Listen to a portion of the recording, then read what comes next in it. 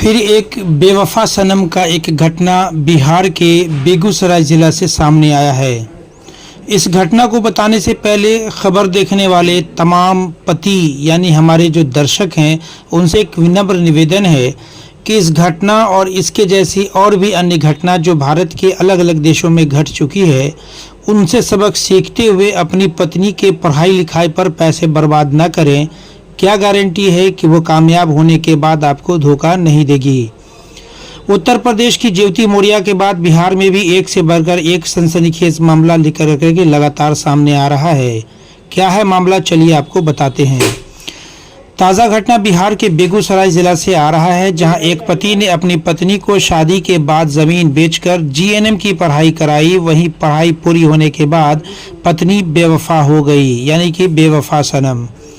पति का कहना है कि जमीन बेचकर जीएनएम की पढ़ाई करा रहे थे, वहीं पढ़ाई पूरी होते ही पत्नी को नौकरी लग गई। लेकिन पढ़ाई पूरी करने के बाद पत्नी का तेवर ऐसे बदल गया, अब उसने पति और ससुराल वालों के साथ रहने से साफ साफ इनकार कर दिया है। जो है बेटा के साथ मेरे साथ गाली गलौज हर एक तरह की करती थी। जब हम निकम्मा है इसके साथ हम नहीं रहेंगे, कमाता और नहीं है, हम नहीं रहेंगे, तलाक हमेशा कहती थी, तलाके देंगे। उसके बाद पर पंचायत हुआ। उसके बाद 15 जून को उसके पिताजी आए यहाँ और रोशन कुमार भाई है, दोनों मिलके और बेटी को बोली जे जल्दी चलो। तो हम बोले समधी साहब बैठिए, पहले बातचीत कीजिए, हमको बेटा को आने दीजिए, उसके बाद बहू को ले जाइएगा। उतने में रोशन कुमार ने पिस्तौल लेके कान में सटा दिया और बोला कि बसरी वाली बोलेगी न तो ठोक देंगे, एक शब्द नहीं बोल सकती है। ग्रामीण लोग एक दो लोग आए, उनको भी बोले आपसी मामला है, इसमें आप लोग नहीं पड़िए, नहीं तो आप लोग भी फंसिएगा। वो लोग साइड हो गए। उसके बाद घर में जो पेटी था, मेरा जेवर था, रुपया था 50,000, सब लेके उसको पापा बोले कि जल्दी मनीषा जो सामान लेना है निकलो, बर्तन बासन जो जो सामान था सब लेके बोलेरो में बैठ गई और चल गई। उसके बाद भी पर पंचायत हुआ, वो नहीं मानने के लिए तैयार हो रहे हैं और गाली गलौज देवे करते हैं। गांव में आके भी धमकी बेटा देता है रोशन कुमार। थाना में आप आवेदन दिए? हाँ, आवेदन दिए, FIR करवाए, उस पर भी कोई सुनवाई अभी तक नहीं हो रही है। लेकिन कोई कोई आदमी आए थे गाड़ी से, पूछताछ करके ले गए हैं। ठीक थी, बहुत अच्छे से चल रही थी। जब फाइनल हुआ जीएनएम में, वो पोती भी है, 2021 में पोती जन्म मिली। पोती भी 3 साढ़े 3 साल की है। पोती को भी हम लोगों को देखने नहीं देती है, न आने देती है, यहाँ अपना मैके में ही रखती है। फिर 15 जून को जब वो लोग सब सामान लेके चल गए, फिर क्या हुआ? फिर क्या हुआ, हम आवेदन लगाए तब दौड़बगढ़ा थाना में किए। उसके बाद ये जो है पवन सिंह प्रभारी हैं, उनको बहुत रिक्वेस्ट किए जो मेरे बेटा को 1 जून को बुला लिया, फुसला के बहुत मार मारा है। 112 को हवाला कर दिया। तो मेरे बेटा फोन करके बुलाया? हाँ, नहीं फोन पर गाली। 1 जुलाई को वो लोग बुला लिया फोन करके। किसको? हमको, बेटा प्रिंस आनंद को बुला कर वहाँ ससुर पत्नी साला सब मिलकर बहुत मार मारा।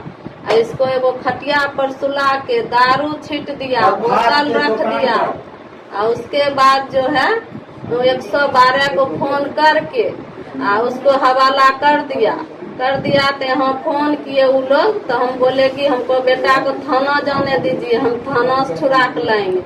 वो लोग घुसपैठी करके रुपया पैसा आधा रास्ता में छोड़ा के वो आवेदन लिखा के हमको बेटा से जबरदस्ती साइन करवा लिया। 2 दामाद है, हीरालाल, कमलेश कुमार, सबसे जबरदस्ती साइन करवा लिया जी लोग को हम सही सलामत भेज रहे हैं। लेकिन मेरा बेटा कितना मार था जो होश नहीं था। मेरा दामाद लेके वो अपना घर पर चल गया 8 बजे रात को। 2 तारीख को तब विभूतिपुर थाना में जाके अंजूरी बनवाया, इलाज करवाया। 3 तारीख को विभूतिपुर थाना में आवेदन लगा के तब यहाँ आया, तब फिर छोराही थाना में हम FIR करवाए। अभी हम ये बात कैसे कहेंगे, जब मेरा घर उजड़ गया है तो पदाधिकारी लोग, ग्रामीण लोग ने जो फैसला करेंगे वही न मानेंगे।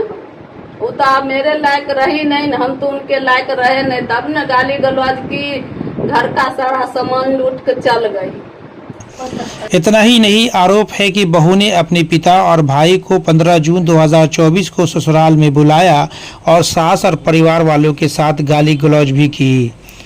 इसके बाद हथियार के बल पर घर में रखा सारा सामान, जेवरात और नकदी लेकर मायके चली गई।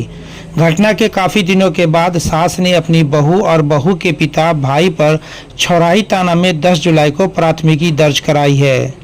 सास का आरोप है कि मायके वाले चले जाने के बाद पंचायत भी की गई, लेकिन बहू साथ रहने के लिए तैयार नहीं हुई। पूरा मामला बेगूसराय के छौराही थाना क्षेत्र अंतर्गत अमाड़ी गांव की बताई जा रही है। नौकरी मिलते ही पति और ससुराल को अलग करने का ये ताज़ा मामला नहीं है। अमाड़ी गांव निवासी बालेश्वर महतो के इकलौते पुत्र प्रिंस आनंद की शादी 24 अप्रैल 2019 को समस्तीपुर जिला के विभूतिपुर थाना क्षेत्र अंतर्गत पतेलिया बदिया निवासी राजेंद्र कुमार महतो की पुत्री मनीषा कुमारी से हुई थी। इंटर पास मनीषा जब ससुराल आई तो अपने पति और सास के सामने जीएनएम कोर्स करने की इच्छा जताई, जिसके बाद पति और ससुराल वालों ने कुछ कर्ज उठाया और बहू को एडमिशन पंजाब के अजीत नर्सिंग इंस्टीट्यूट में 2019 में ही करवा दिया। ससुराल वालों ने अपनी ज़मीन बेचकर कोर्स पूरा करवाया। वहीं पढ़ाई के दौरान मनीषा कभी घर तो कभी मैके में रहती थी, सिर्फ परीक्षा देने पंजाब जाती थी। इसी बीच 14 नवंबर 2021 को उसे एक पुत्री भी रचिता आनंद हुई। इस दौरान मनीषा ने समस्तीपुर और खगड़िया में कुछ काम भी किया। दिसंबर 2023 में जीएनएम की पढ़ाई पूरी होते ही मनीषा ने अपने पति के साथ रहने से साफ तौर पर इनकार कर दिया। इसके बाद दोनों के बीच विवाद होने लगा। कई बार इस विवाद को निपटारे के लिए पंचायत भी की गई, लेकिन कोई निष्कर्ष नहीं निकला। इस संबंध में छौराही थाना अध्यक्ष पवन कुमार सिंह ने बताया कि सुलेखा कुमारी ने अपनी बहू और अन्य लोगों के खिलाफ आवेदन दिया है। दिए गए आवेदन के आधार पर प्राथमिकी दर्ज कर मामले की जांच पड़ताल की जा रही है।